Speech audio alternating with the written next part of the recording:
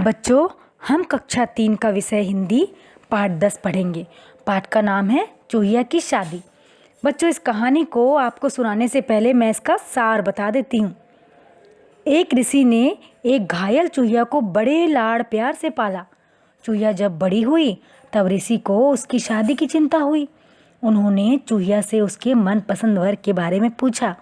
चूहिया अत्यंत शक्तिशाली वर चाहती थी। ऋषि ने चूहिया की पसंद के वर को ढूंढने का प्रयास किया। अंत में उन्हें कौन सा वर मिला, आओ इस कहानी में पढ़ें। तो बच्चों, किसी वन में एक ऋषि रहते थे, यानी किसी जंगल में एक ऋषि रहते थे। वे अपने आश्रम में ही रहकर अपना अधिक समय पूजा पाठ, ईश्वर का ध्यान करने में व्यतीत करते थे। यानी वो ज़्यादा से ज़्यादा समय पूजा पाठ और ईश्वर का ध्यान करने में बिता देते थे। एक दिन ऋषि अपनी कुटी के बाहर ध्यान में मग्न थे।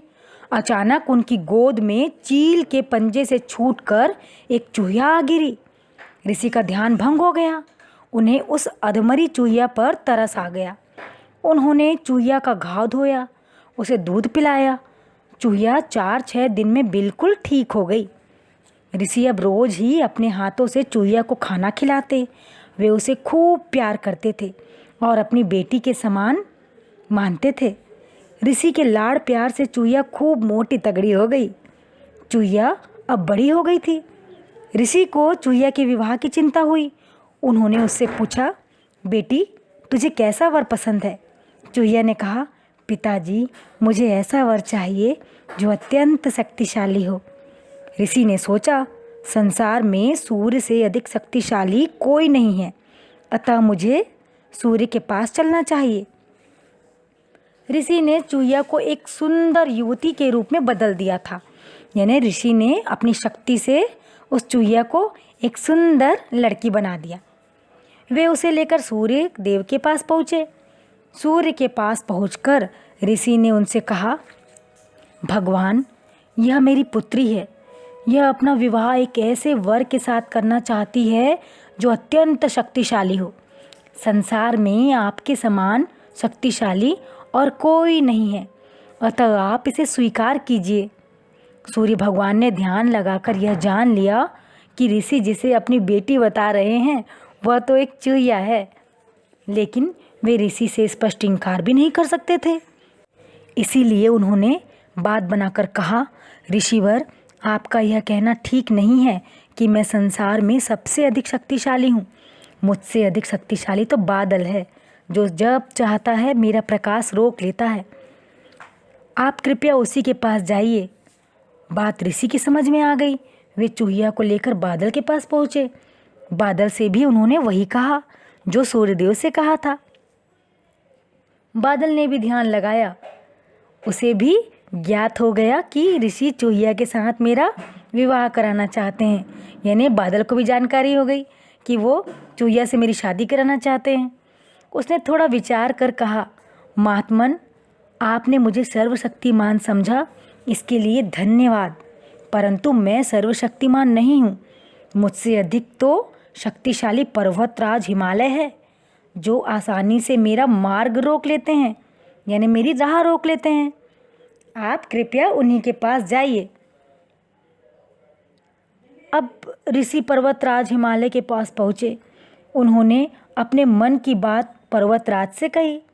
पर्वतराज ने ध्यान लगाकर सारी बातें जान ली।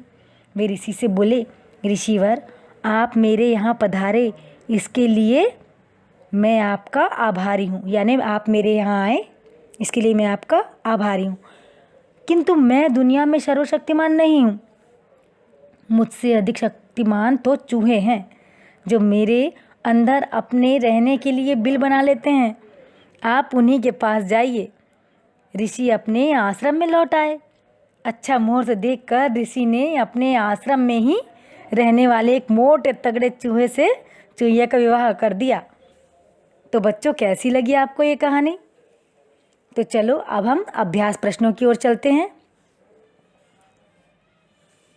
पहला प्रश्न है, ऋषि को चूहिया कैसे मिली?